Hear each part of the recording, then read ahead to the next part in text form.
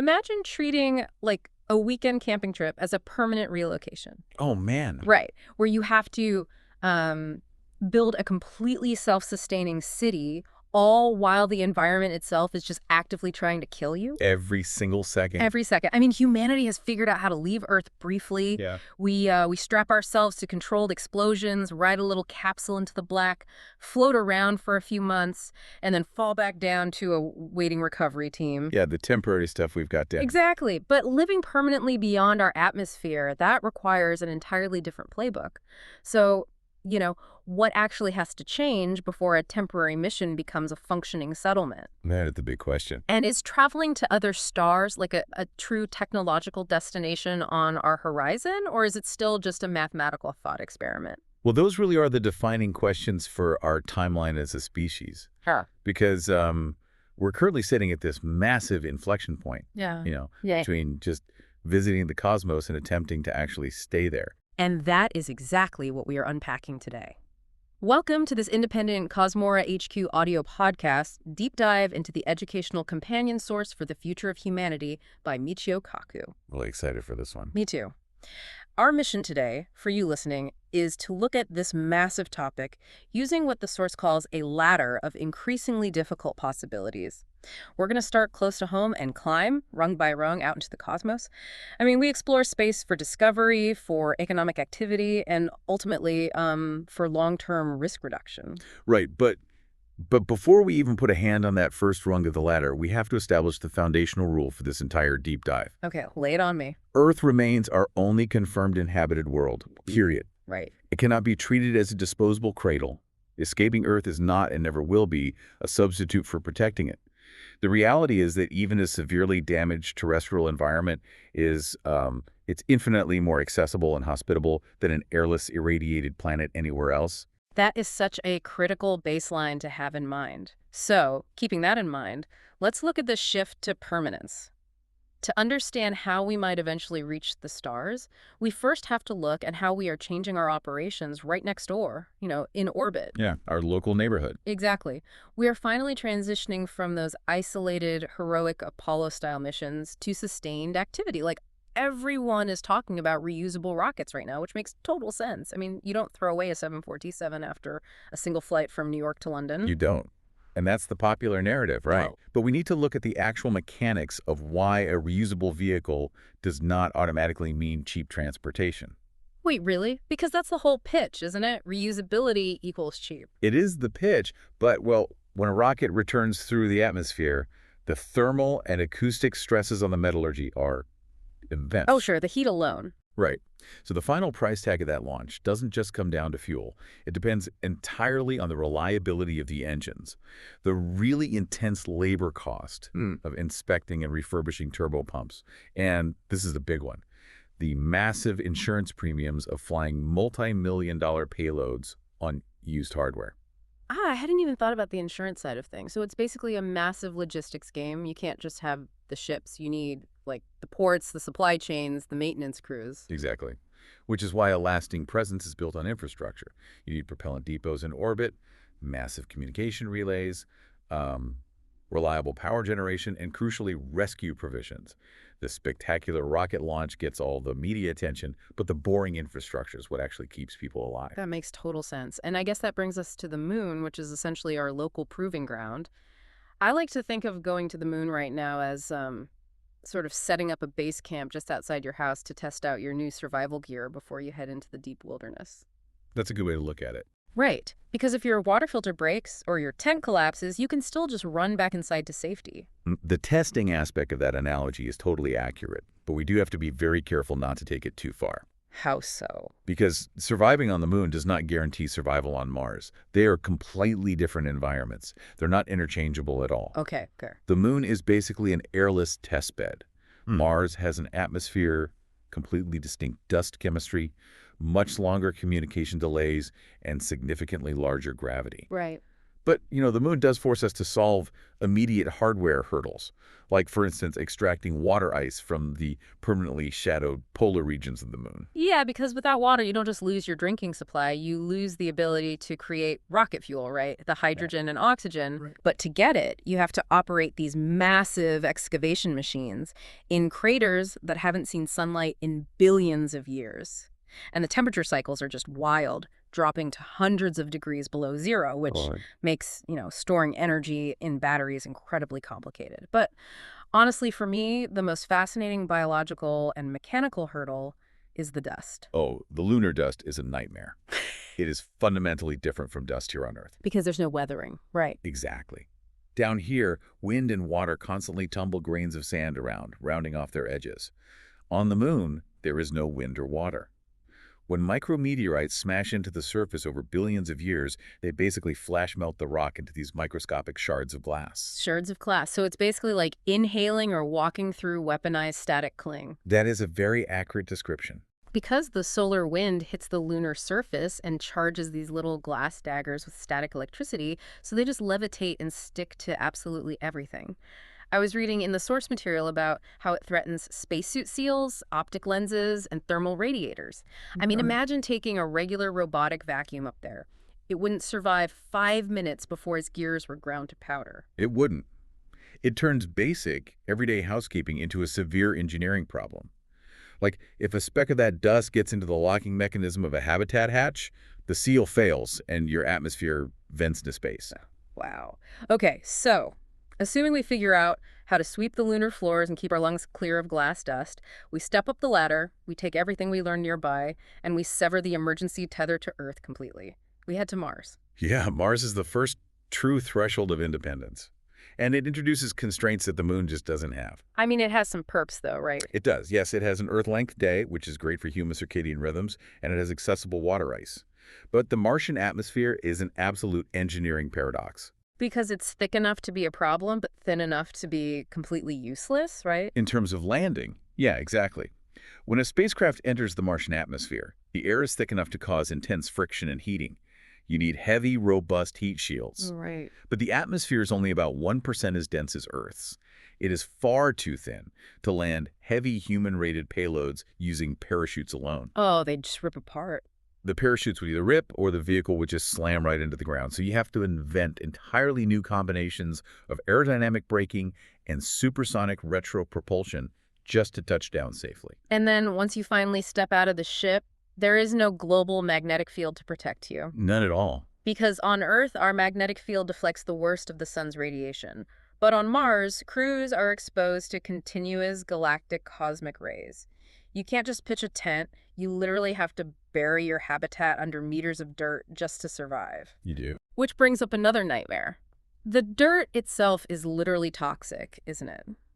Martian dust contains these reactive compounds called perchlorates. Yeah, and perchlorates are highly reactive chlorine-based salts. Which means, from a biological standpoint, if you inhale them or get them in your water supply, they disrupt the human thyroid gland and can eat through organic material like a slow acid. It's nasty stuff. And plus, because communication delays with Earth can take up to 20 minutes each way, you can't just call mission control if someone accidentally ingests this stuff. No, you're on your own. The crew has to be completely autonomous. But, let me push back for a second here because there's a very popular sci-fi solution to all of this. I think I know where you're going with this. If the environment is so hostile and the air is unbreathable and the dirt is toxic, why don't we just terraform it? Just pump out some greenhouse gases, warm it up, and make it like Earth. We are so good at doing that down here. I get it. But we have to firmly separate the sci-fi movies from the engineering realities here. Okay, lay out the reality. Terraforming needs to be strictly categorized as a distant scientific and ethical thought experiment. It's not an available engineering program. Not even Wait, close. why not? Like I said, we're really good at heating up our own planet. Because Mars simply lacks the accessible volatile inventories like the raw ingredients to create Earth-like atmosphere pressure. Oh, it just doesn't have the stuff. Exactly. Even if you vaporized every single ounce of carbon dioxide frozen at the Martian poles, you would only thicken the atmosphere to a tiny fraction of what we have on Earth. Furthermore, without a global magnetic shield, any thick atmosphere you miraculously did create would just slowly be stripped away by the solar wind over time. Ah, right, because the sun would just blow it all away again. Plus, there's the ethical side of the equation. If we look under the Martian rocks and find extant microbial life already living there, hitting the planetary reset button to suit our needs raises a massive planetary protection dilemma. Is huge. Do we actually have the right to wipe out a native alien biosphere just to build a second suburb? It's a profound ethical hurdle, yeah. And this is exactly why we have to clearly define what a settlement actually is. A flag and a footprint? Well, that's just a visit. A settlement only exists when it can repair its own complex systems, reproduce essential tools from local materials, and survive indefinitely if the supply shifts from Earth just stop coming. Which brings us to the biology of staying alive. If that resupply from Earth is cut off entirely, how do human bodies and biological systems survive indefinitely in a closed metal box? It requires an incredible feat of ecological engineering. I mean, air revitalization, water recovery, waste processing, and food production. They all have to function as one tightly monitored, closed-loop ecology. And closed loops are notoriously fragile. We naturally think, oh, just recycle the water and the air, no problem. But over time, trace contaminants build up. Oh, constantly. Plastics off-gas, volatile organic compounds. Machines shed microscopic particles. Humans exhale hundreds of complex trace gases. On Earth, we have a planet-sized biosphere to filter all that out. But in a habitat, if your chemical scrubbers fail or just get saturated, the air becomes toxic very, very quickly. And distance also means we need autonomous medicine. Like we said, you cannot medevac someone from Mars. The crew needs stable pharmaceuticals that don't degrade in high radiation environments, and they need the ability to manufacture medical supplies on the fly. Which is incredibly hard. Very hard. And we can't ignore the physical breakdown of their own bodies either. Microgravity causes severe bone density loss and fluid shifts that press against the optic nerve, which actually degrades vision over time. We know exercise helps mitigate that, but what about artificial gravity? You know, the classic sci-fi spinning ring space station. You just spin the ship, and centrifugal force pushes you against the outer wall, mimicking gravity. Problem solved, right?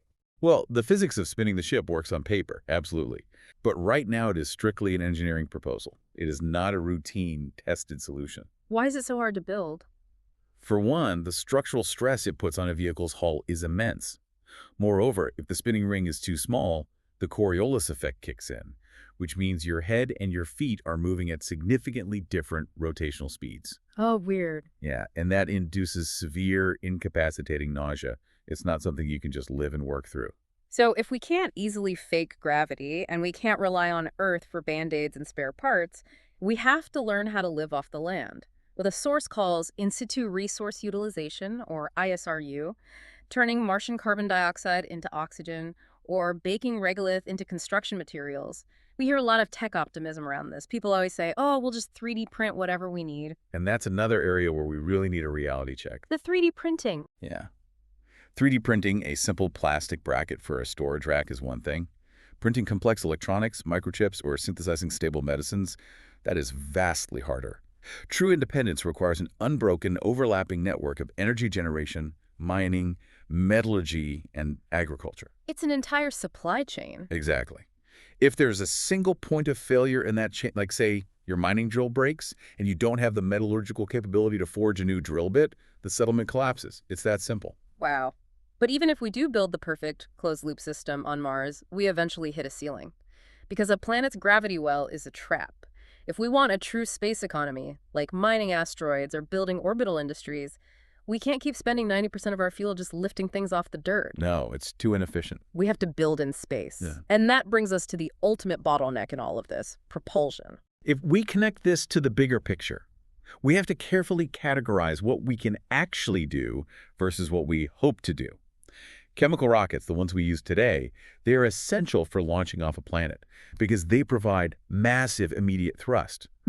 But their energy density is extremely low. Right. They burn through hundreds of tons of fuel in mere minutes, and that is established knowledge. They're like a sprinter. Massive burst of energy, but they run out of breath immediately. Great analogy. I know we're looking at electric or ion propulsion too, which are more like marathon runners. They shoot out electrified plasma, like xenon gas.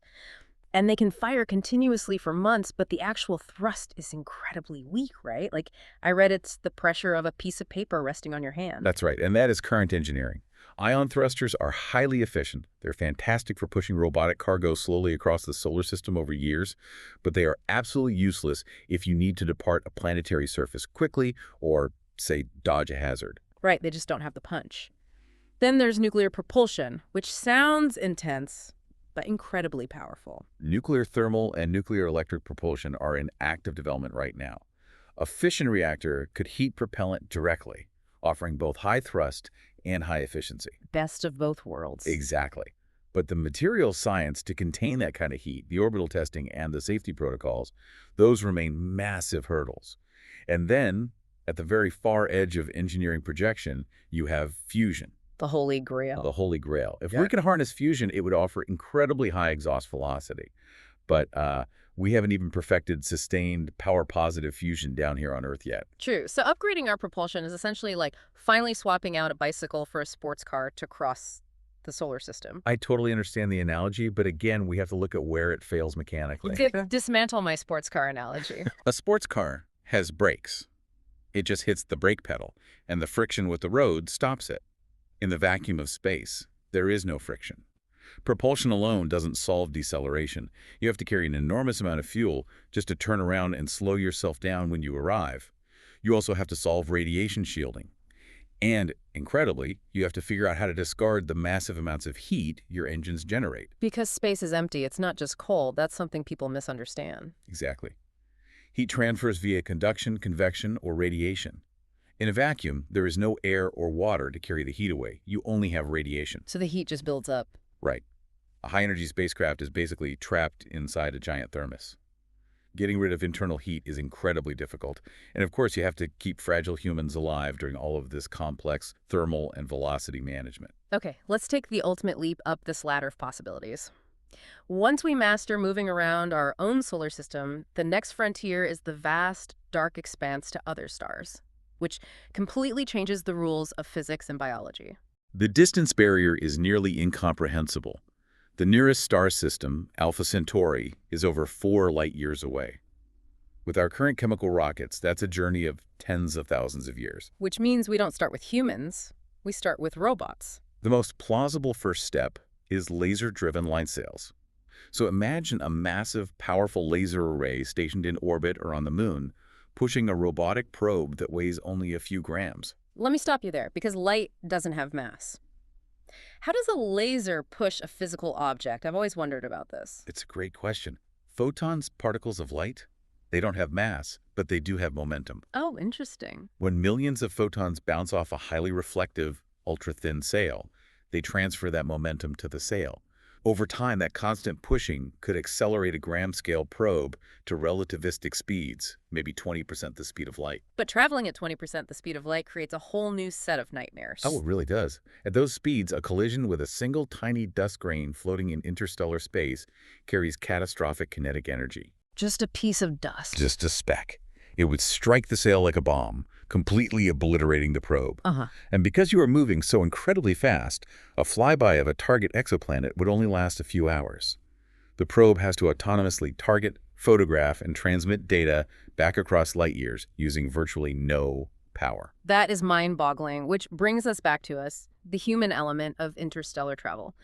If we can't get there in a single lifetime, we're talking about generation ships. And this is a massive thought experiment for you as a listener. Imagine if you were born on a generation ship. Your entire world is a closed metal cylinder. You will never see Earth, and you will die of old age before reaching the new star. It's heavy. Generation ships require centuries of flawless ecological and social governance. I mean, how do you build a society that doesn't completely break down, turn to zealotry, or destroy its own life support systems under those confined conditions over, say, 500 years? The psychological toll is just unimaginable. So what about suspended animation? Just put everyone to sleep for the trip? Well, radical longevity and suspended animation are entirely unproven biologically. Right. It's one thing to put your laptop to sleep for a week and hope it boots back up. Right. It's another to freeze the water in a human cell without ice crystals shredding the cellular walls, and then protect those dormant bodies from centuries of cosmic radiation. Yeah.